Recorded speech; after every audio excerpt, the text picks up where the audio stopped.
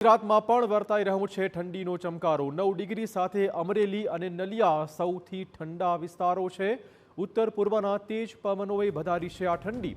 રાજકોટમાં 10.1 ડિગ્રી તાપમાન, કંડલામાં 10.7 ડિગ્રી તાપમાન નોંધાયું છે। ગાંધીનગરમાં 12 ડિગ્રી, અમદાવાદમાં 13 ડિગ્રી તાપમાન નોંધાયું છે।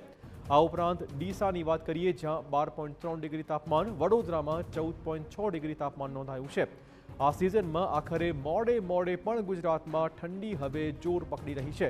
રાજ્યના વિવિધ જિલ્લામાં ઠંડી જાણે કે જમાવટ કરી રહી છે।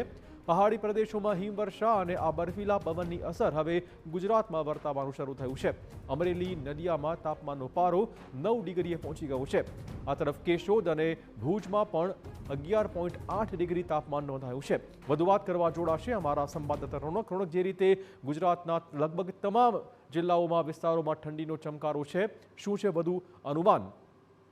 બિલકુલથી ડિસેમ્બર માસમાં જે ગુજરાતવાસીઓ ઠંડીની રાહ જોતા હતા, પરંતુ જોઈએ તે પ્રમાણની ઠંડક છે તે ગુજરાત રાજ્યમાં મળી ન હતી। ત્યારે જાન્યુઆરી માસ શરૂ થતાની સાથે જ ગુજરાત રાજ્યમાં જાણે કે ઠંડીનો પવન છે તે ફૂંકાયો છે। અત્યારે જે જુદા જુદા અસરોને કારણે ગુજરાત રાજ્યમાં અત્યારે ઠંડીની અસર છે તે જોવા મળી રહી છે। ખાસ કરીને નલિયાની વાત કરવામાં આવે તો નલિયા 9 ડિગ્રી સાથે ઠંડુગાર છે। આ જ પ્રકારે અમરેલીમાં પણ 9 ડિગ્રી તાપમાન છે તે નોંધાયું છે। અમદાવાદની વાત કરવામાં આવે તો અમદાવાદમાં છેલ્લા કેટલાય દિવસોથી 12 થી 13 ડિગ્રી તાપમાન છે તે નોંધાઈ રહ્યું છે। તેની સાથે સાથે ઠંડો પવન છે તે ફૂંકાઈ રહ્યો છે અને તેના જ કારણે અમદાવાદીવાસીઓને પણ ક્યાંક ને ક્યાંક ઠંડીની અસર છે તે જોવા મળી રહી છે। ઉત્તર ગુજરાતની વાત કરવામાં આવે તો ડીસામાં 12.3 ડિગ્રી તાપમાન છે નોંધાયું છે।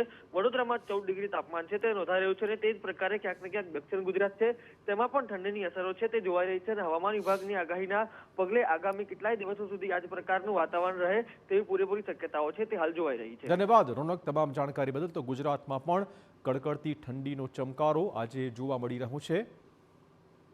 આગામી દિવસોમાં પણ ઠંડી વધશે તેવું અનુમાન છે।